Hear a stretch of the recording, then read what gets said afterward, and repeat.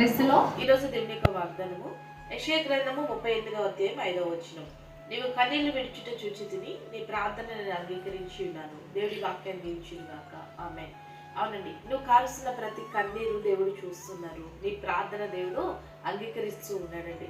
చాలాసార్లు అనుకుంటాం కదా, నా కన్నీళ్ళు ఎవరికి తెలియదు, నా బాధ నేను ఎవరికి చెప్పుకోవాలి, నా దుఃఖం ఎవరికి తెలుస్తుంది, నేను కన్నీరు కారుస్తున్నాను, నా యొక్క బాధ ఎవరు చూస్తున్నారు, నా యొక్క బాధ ఎవరికి అర్థమవుతుందని మనం అధైర్యపడుతూ కృంగిపోతుంటాం కదండి.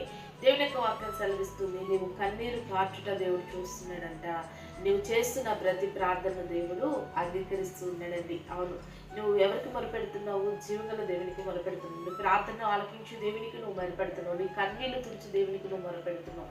కాబట్టి మనుషులు నిన్ను పట్టించుకోలేదనో, పరిస్థితులు అనుకూలంగా లేవనో అధైర్యపడక, కన్నీళ్లు విడవక, నీ కన్నీరుని తుడిచి నీ జీవితంలో సంతోషాన్ని ఇచ్చి, నీ ప్రార్థన అంగీకరించి నీ జీవితంలో సమాధానం ఇచ్చే దేవుని వైపు చూస్తూ సమస్త విషయంలో దేవుడిచ్చే సమాధానమును, ఆనందమును, దేవుడు చేసే గొప్ప కార్యములు పొందుకొని దేవుని మహిమపరచు. అటు రీతిగా గొప్ప కార్యాలు నీ జీవితంలో దేవుడు చేయుగాక.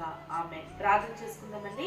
సకల ఆశీర్వాదాలు కారణభూతుడమైన మా ప్రేమలకు తండ్రి యొక్క ప్రార్థనలు ఇస్తున్న ప్రతి బిడ్డను కూడా మీరు జ్ఞాపకం చేసుకోండి. ప్రేమ వారి కన్నీళ్లు తొడవండి, వారి ప్రార్థన ఆలకించి వారికి సమాధానం ఇచ్చి అన్ని విషయాల్లో వారికి నెమ్మది కలుగ చేయమని యేసు నామములో ప్రార్థిస్తున్నాం తండ్రి. ఆమేన్.